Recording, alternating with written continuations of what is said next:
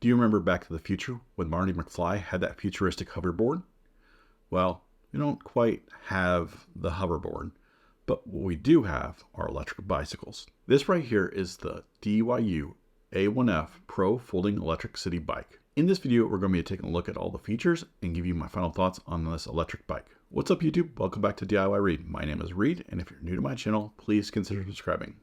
I'll be honest, this is the first electric bike I've ridden, so I wasn't really sure what to expect. When the bike showed up, it was in a fairly small box for what it is. Obviously, it's because the bike is folded up inside the box, so it takes up less space.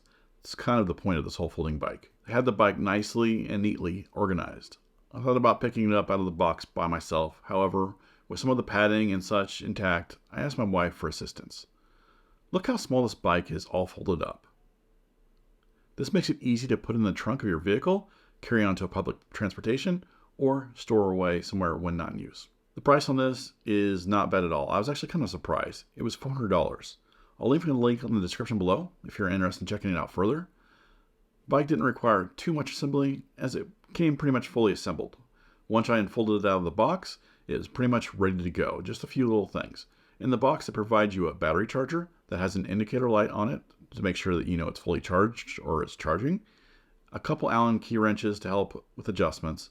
2 pedals that fold up and need to be screwed on, and the owner's manual. Once I screwed the pedals on, I checked over the bike to make sure that things were tight and working as intended. Now, one thing they didn't include was a wrench to tighten the pedals, but not a big deal. They did include the Allen wrenches. I did make some adjustments as I saw fit. The brakes out of the box needed a minor adjustment, and the tires were pretty flat. I mean, they were all flat. That's kind of to be expected through shipping. Before we check out this electric bike, let's cover some of the specs. It has a 250 watt motor with a maximum speed on the electric motor is 15.5 miles per hour. Of course, if you pedal faster, it's going to go faster, right? Duh. The battery is a 36 volt, 7.5 amp hour, 270 watt hour battery, and it takes 4 to 5 hours to fully recharge. That wasn't really a mouthful, but basically 7.5 amp hour. It has about 35-mile range on battery, but this can vary depending on where you're going to ride it and where you're at. It has a headlight and a taillight, and one thing to remember about the taillight is it doesn't work with the brakes. You just press it and it starts blinking. It's just kind of a dummy light, if that's what you want to call it. It does have dual disc brakes for braking, of course, cruise control for easy cruising, 265-pound weight limit. I'm only 225, but 265 is quite a bit of weight for it to carry around, which is not bad. And the bike weighs about 48 pounds. It comes with a little basket to carry stuff that can hang on the handlebars, and it has a little platform mount over the rear wheels. This looks like it allows you to mount some more accessories as needed.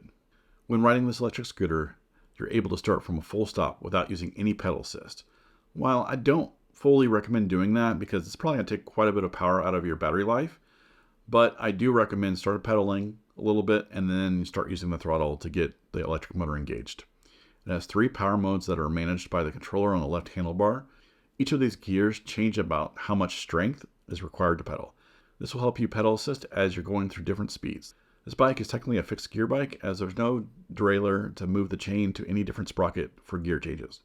Although this electric bike looks small because of its frame size, it fits most people with adjustable seat and handlebar height. You have to remember that this bike is for riding around town, through the neighborhood, to and from work, if you don't work too far, at least, saving the environment one commute at a time. If you're wanting to ride the MS-150 or hotter than hell 100, you really want to use this bike, I wouldn't recommend it. But you're not going to be using this electric bike. That's not what these are used for.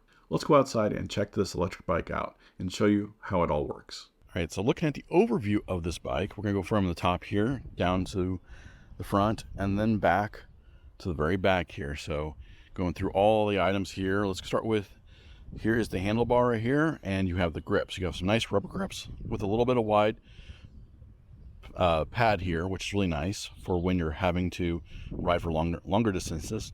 It's really nice. You're gonna be thankful for those. Then you have the throttle right here. This is the electric throttle to help assist, as well as this is the rear brake right here, which is kind of weird because the right usually is front brake, but this is the rear brake. And then moving on, you have an adjustment, so you can move this handlebar up and down. You can tilt it, you can move it left to right. And then you have a bell. It's keep people out of the way. Then you have your control pad here. So you press and hold the M, turn it on, and it tells you your power, as well as what mode you're on, low, mid, or high on pedal assist. And you can control that by these two buttons here, the plus and minus. Press and hold again to turn it off. Then on the left-hand side, you got the front brake right here, as well as another handlebar here, or pad. Moving down here, you have some measurements right here, so that way you can quickly tell if you need to adjust it for somebody else. You can quickly tell where to put it back and let next time. Or if you're folding this up, you can remember where it was. So right now it's on the dot below the 1, so I know if I need to push this down when I fold it up, I need to put it back to where it is, and then the clamp for that to loosen it. And then moving down here, we have, oh, you can't see it right here, but here is the clamp for this. Will make the handlebars fold down right here, and it'll fold it this way. So when you fold this whole thing up, you can fold the handlebars down, you can move them down right here, and then fold it down, and then fold the bike up itself right there. You have a headlight right here with a front reflector. And then moving down, you have disc brakes here with brake pads, which is kind of cool. There's no, usually some bikes have a little pad that presses against the wheel. This one has disc brakes with a little waffle disc brake, drilled rotors. And then you have a reflector right here. And these are 16-inch wheels with 16-inch tires. Not bad, kind of knobby tires a little bit for a little bit of different terrain. And then you have the fender. On the back side, you have an extension to the fender right here. And this helps any road debris and all that, keep it out of the bike and all of the grime and out of the chain and all that. Also, it's going to help out with keeping water out of, for the most part, out of your charging port, which is right here underneath, which I don't really like the charging port being underneath, but it is what it is. All the cables run underneath here too as well to keep it out of the way, which is kind of nice. But that fender is there to help out with water or anything like that. I don't recommend running through just straight big puddles or anything like that, but it's there to help you out so you don't have to worry about if it's raining a little bit and whatnot. So then here's the frame right here. This has got the battery in it, and right here is the mechanism where you can unlatch, and if this will fold in half, we'll show you in a little bit, but this will fold in half and allow you to fold this in half and put it in your trunk or the bed of your truck, whatnot. Before we get to the gear and the pedals here, we're going to go to the seat here. So you have a nice padded seat with a little spring or dual spring action here. So that's going to help out a little bit with cushioning and all that. And then also it's adjustable, so you can adjust the height based on what you need, just like pretty much any other seat out there, which is nice. These pedals do fold up. I don't know if you can tell, but they do fold up. So that way when you're storing this away or putting it in the trunk of the car, these don't get in the way and keep it up further than it needs to be. And then you got one fixed gear here. So you got a small sprocket back here and a larger sprocket here, which is usually the norm. And as a one fixed gear, there's no derailleur or anything like that to help you out for changing gears. That's what the electric assist is for. And then as you can see here, you have a platform for mounting something, whatever you need there.